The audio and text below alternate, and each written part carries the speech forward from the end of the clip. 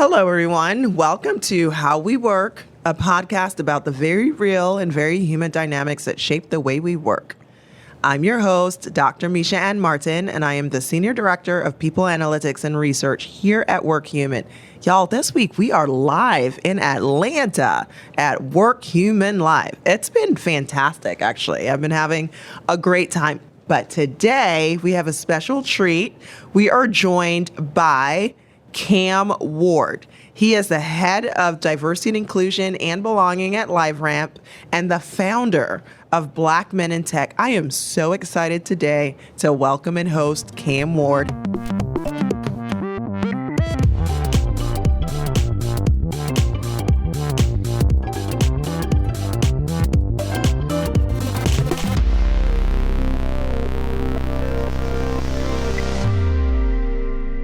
Hey, how you doing? Thank you for the invite. I'm super excited to be here. I'm trying to contain myself right now, but I'm excited to have this conversation. Listen, we're all about being human and being excited. Do not contain yourself.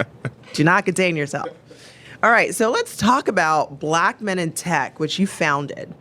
Black Men in Tech, which I'm also now so passionate about, by the way, aims to support young Black men in finding paths of opportunity in science, engineering, and similar fields.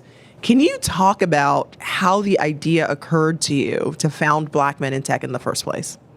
You know, that's a beautiful question. It was simple, out of pure need. Like, I needed a space to be able to be my authentic self. Think about the barbershop, right? So summer 2020 was really rough for the Black community. We had several consistent murders that happened. And as a diversity officer, I have to show up in a certain way for the organization in order to help others. But then I thought about, well, what about me? What space do I have to be my authentic self, to be sad, to cry, to be emotional, to be mad, to be frustrated? And I cultivated 5 brothers.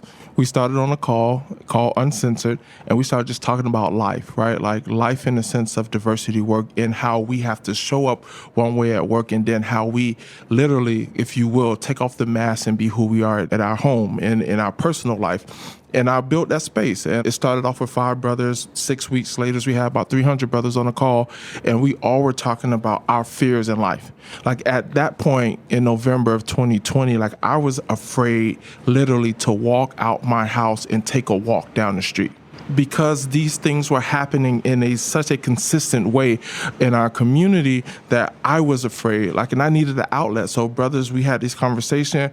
We started out in November, and as it grew, I was like, we have to make it something. It can't be just us talking. We have to be actionable. We have to rewrite the urban legend, if you will, about how Black men show up in the corporate and workspace. Made it a nonprofit. We did a conference in June. In 6 months, 8,500 people showed up. 27 countries were represented. Wow. And it started to continue to catch fire. And from there, now our community is over 3,300 people, and we have gotten over 75 people jobs through the pipeline. And that's the most important piece. We want to provide access and opportunities to individuals that are Black men in the tech space, and we want to support them. That's so much good work and so needed. And I want to get into it. But before I get into it, I do want to ask you this question. It's so sad that we can't just show up as ourselves and how we feel at work. A lot of us, right? That's true for a lot of us. What can organizations do to help people feel like it's safe to show up authentically, even when stuff is going down in the world, right, like the Buffalo mass shootings of this past weekend? What do organizations need to do?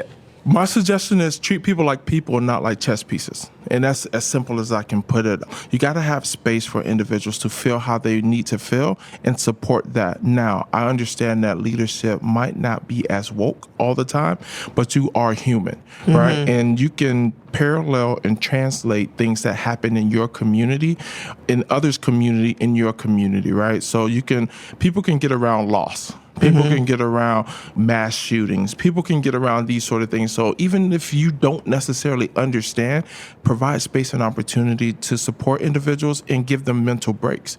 And that's as simple as I can put it, because it's important to treat people and treat people like humans and not just a chess piece. And when you provide space and grace for individuals to be able to feel what they need to feel, they feel supported.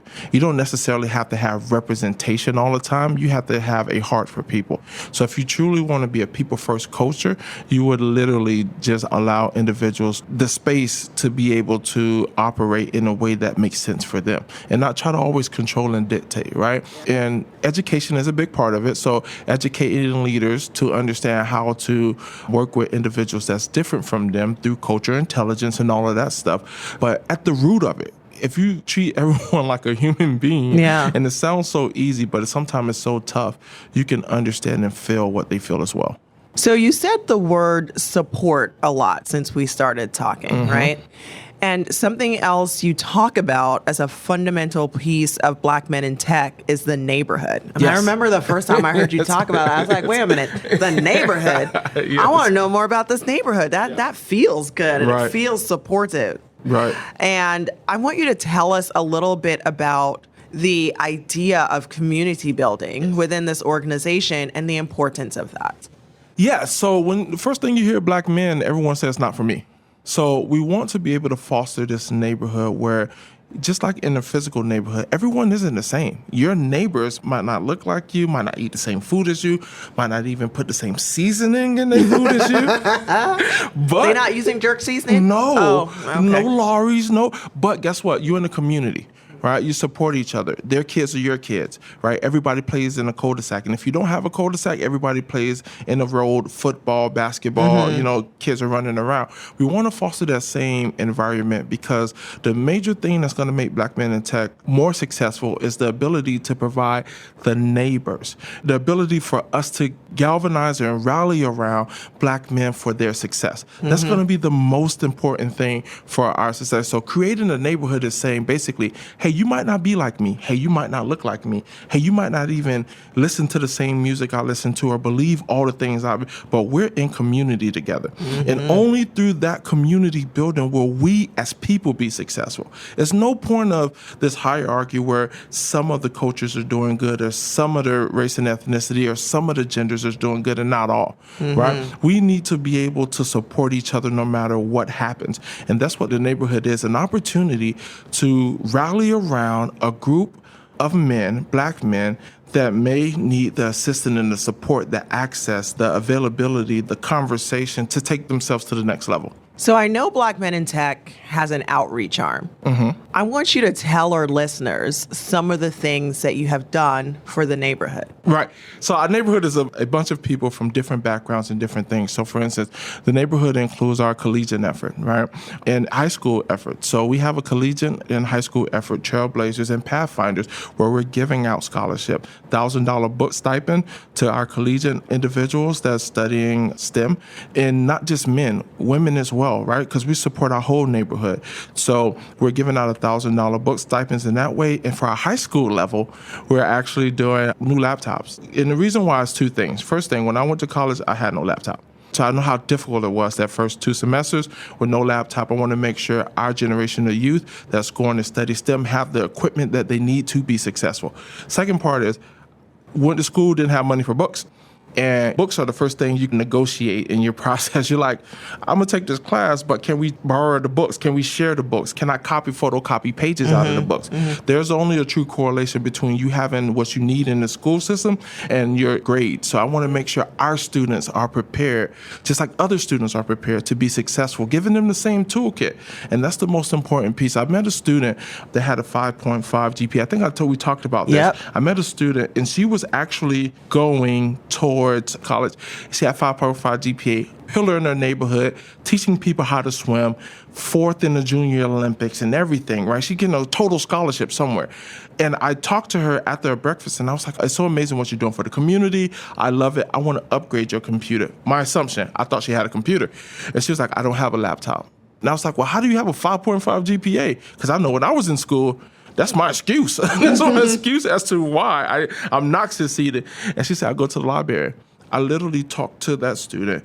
Within 2 hours, I went to Apple. I told Apple what I was doing, and they helped me get this young woman a laptop. Now she has like 6 scholarships, 4 rides to whatever, for a bunch of different schools. But it's just in that moment when you meet people, the small things you do in life can make a huge impact to an individual, and that's exciting to me. I want you to talk about the human element, though. Kham, what happens when you roll up to a classroom? Yeah. And surprise these kids, because you've told me about it, right? Yeah. With laptops or tablets. Tell our listeners about the reaction that you get when you do that. Yeah, so in January, I call it tablet pull-up. I love that name, first of all. Can we just pause on that name? Tablet pull-up. Okay. Yeah, so I call it tablet pull-up, and what I do is every semester I pick a school that is in need of the technology to be successful.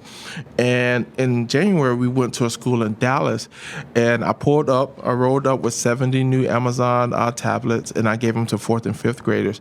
Now, it's really cool because when the 4th and 5th graders walked in the room, they said, I heard a couple, they was like, why are we here? They was like, did we do something? Then you hear the whispers, did we get caught? Right? But you hear the conversation because they don't know what is going on. And when I talk to them, I tell them about my organization. I ask them, do they love tech? They say, yeah. I tell them how many of them got technology in their home that they use. Everybody's like, we got a cell phone. Some of them was like, we have nothing. And I roll up and I just say, you know what? Because you all are so special, your teachers and your principal decided to make you all the individuals that get this brand new Amazon tablet, and they erupted. And to me, coming from a background where I had nothing, it's always important to give back to the community because I've learned so much from my community. Now it's like to whom much is given, much is required. That's right. So much was given to me from my community, good, bad, and indifferent. And I want to make sure every student that I can touch has the necessary tools to be successful, because in our neighborhoods, there's 2 choices really. You're either going to play sports or you're going to choose the street life. Why can't tech be that third option? Because you play sports, not everybody make it to sports, so not everybody going to get a scholarship. Mm-hmm. It's easy to choose the street life, but that's not going to get you nowhere good, either dead or in jail. For me, why can't tech be that third space that allows you the opportunity to use your brains, your talents, your excitement to build games, to build computers, to meet other people? Why can't that be the third strand? So that's what makes me excited, especially with my 4th and 5th grade. I love those little kids because they're just so innocent, and a lot of things happen to them, and not a lot of people give them opportunity to be their true selves. Awesome. So we've talked to a lot of different people in the diversity, equity, inclusion, social justice space.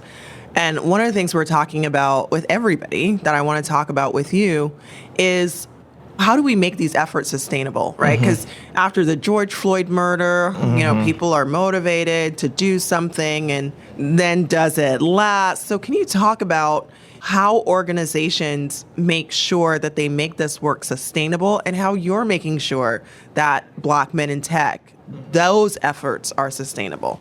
Well, first of all, it can be performative.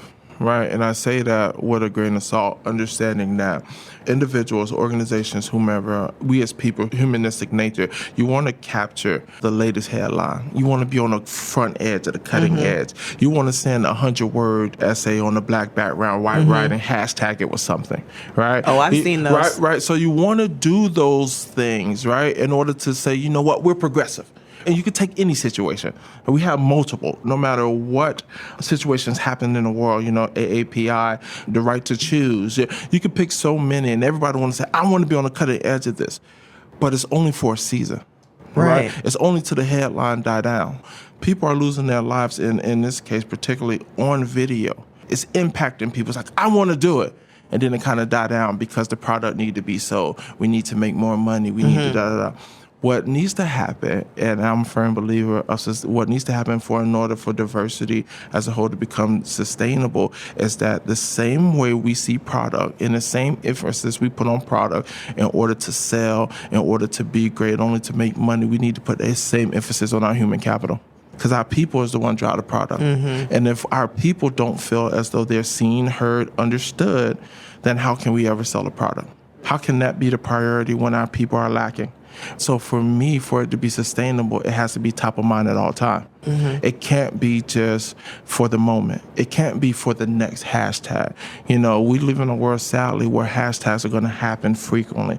It can't be performative. It has to be something that is ingrained in the DNA of any brand or any company in order to be sustainable. You can't show up in a way that's unauthentic because us as underrepresented individual will suss that out quickly.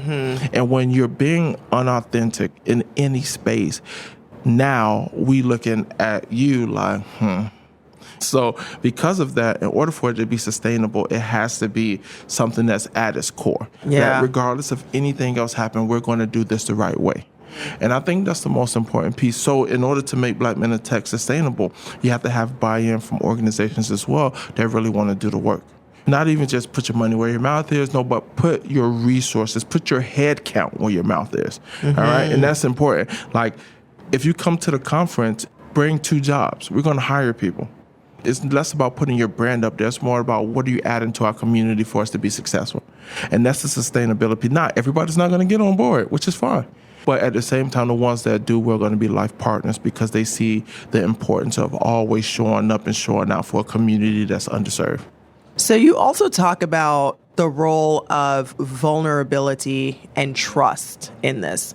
Can you talk a little bit more about how companies can develop those traits, particularly, like as you mentioned before, you have leaders that may not really understand? So I said a couple things are important to build diversity or inclusion or equity in a space that makes sense. You got to have trust, transparency, and vulnerability.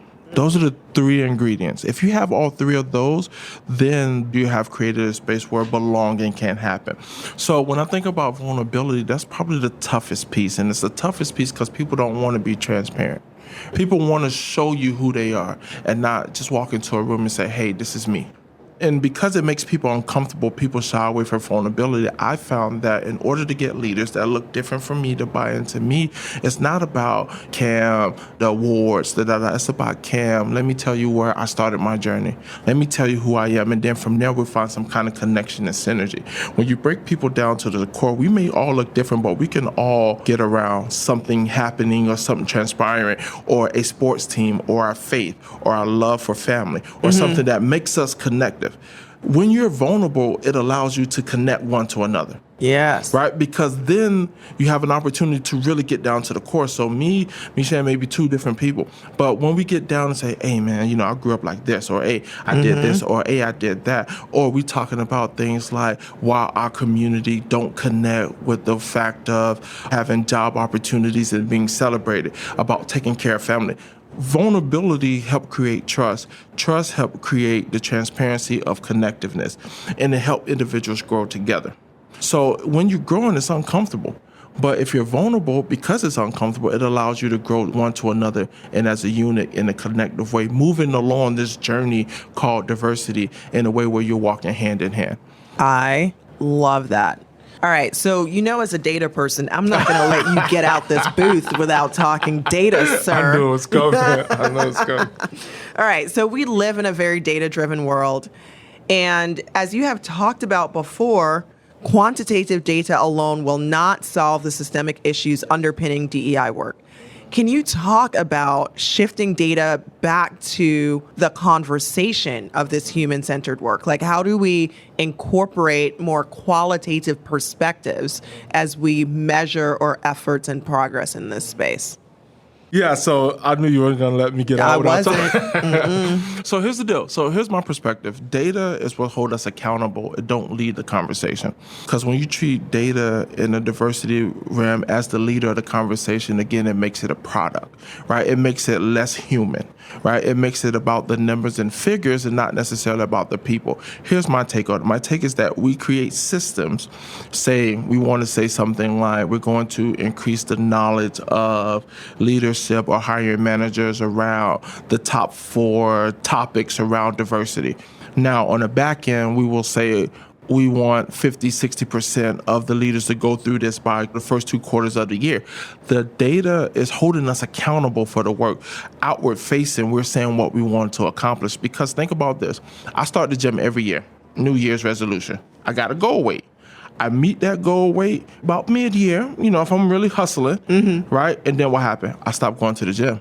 Why? Because my number was the fuel for why I did something. Okay. Right? So if I say 50% of the people need to go through the trainings, whatever, once we get to 50%, people are going to say, hey, I did it. Now leave me alone till next year. But if we say we want to do this thing and then we drive it with the data, hold us accountable in QBRs, hold us accountable at every check-in, hold us accountable with analytics, that's going to continue the cycle of continued success, because we know when we create systems outlive projects.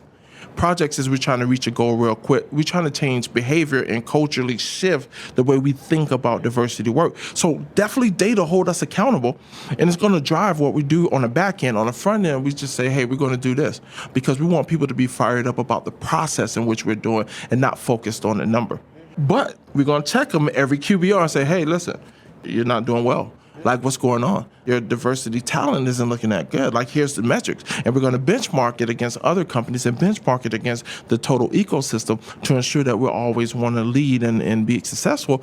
But again, we're not saying outwardly first, hey, this is what we're trying to do, because we want people to trick their mind into believing that they're always doing the work and not that you're doing it to hit a certain number, then you stop. Yeah. So how do you pull qualitative data into that, though? Like, how do you pull the human element and the impact of some of these things into the way that you measure and communicate about progress? Yeah. So it's about storytelling. It's literally storytelling. It's about the individual that I shared with you prior to us coming on air about the fact that how this job changed his life. Pulling 2 or 3 stories, but honestly, what I found successful is finding out what pulls at leaders' heartstrings and then attaching that to the story. So every leader in any organization is very different, and what motivates them is very different. So when I craft a story at the quarterly business reviews or at a check-in or at a monthly setting, I always have one story that incorporates why this stuff matters to them and why their heartstrings are pulled them. So I, again, lead with the process, tell the story as to why this process is important, and then run the data to hold us accountable. This works out like this. Quarterly QBR, we're talking about talent, for instance. Talent, great resignation. Talent is a big topic, all right? So we say, hey, engineering, here's a process we want to run.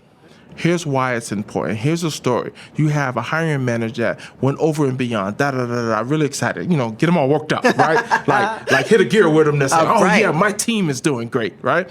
And they say, here's what your metrics look like. Now here's what your metrics look like. Here's how I can help you, right? Walk hand in hand with individuals. Don't just show them something. Here's 2 things, keep it simple, that we can do over the next 2 quarters to improve this. Would you want to partner with me? Could you help me do this together? Could we be teammates? That type of, if you will, path or flow chart has allowed for great success in my career, being able to cultivate people into doing things that they don't really want to do. It blows my mind how you can have a successful day job and then do all the things that you've been doing with Black men in tech. Like, do you ever sleep? No. Okay. No. Explains a lot. Yeah, no, but it's honestly, it's about being purposeful, right? This is not a passion project for me. This isn't something that I want to do. It's about walking in your purpose. And when you really walk in your purpose, you go over and beyond to make sure that things are set up in a way that you can be purposeful for the way that fills your cup. Fills my cup is helping our community. Fills my cup is making sure Black men see and are represented in the space. Fill my cup is changing the narrative. I have many different stories that I can share with you, and it'll probably take all day, about when I've walked into spaces and been stereotyped and no one knows who I am yet. Yeah. Right? I didn't mean know who I am as like, brass, or know who I am like, oh, I'm Kham Ward. No. Know that I'm not an athlete. Well, I was an athlete, but at this point, I'm not an athlete.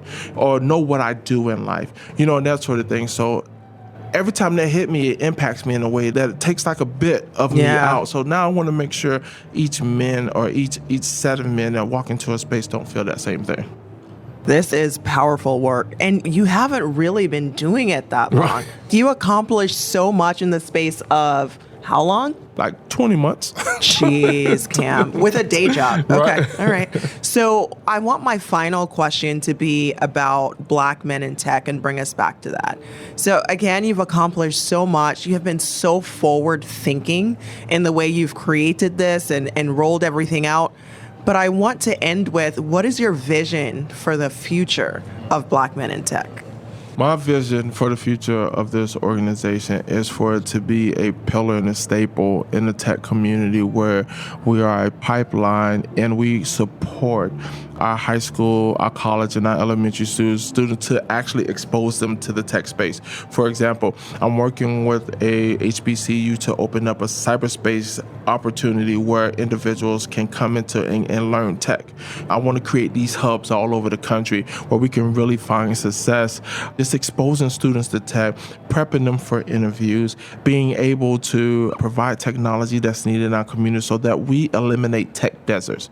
There's plenty of spaces in America where tech deserts are created for lack of technology and lack of individuals like our organization going in and assisting them and helping. So the future of us look like conference is cool. That's a way to convene, but the care and connecting pillar, because I want individuals to understand that there's a space for you, especially Black men, there's a space for you where we can thrive and be successful and without fear. Yeah. Right? So true space where we belong. And so that's what I hope the future of Black men in tech is. That is so inspirational. And I am honored to be on this journey with you. I ride with Black men in tech. Okay. I appreciate it. So I want to thank you once again for joining me on How We Work. And thank you to everyone out there listening. To learn more about the work of Black men in tech, please check out their website, blkmenintech.com. If you like what you're hearing, rate, review, and subscribe to this show. For more stories, insights, and videos about how we work, follow us on all social channels at Workhuman and subscribe to our newsletter in the show notes. This episode of How We Work was hosted by me, Dr. Misha Ann Martin, produced by Mike Lovett, and edited and mixed by Rob Falloy. We will see you with a new episode in a few weeks.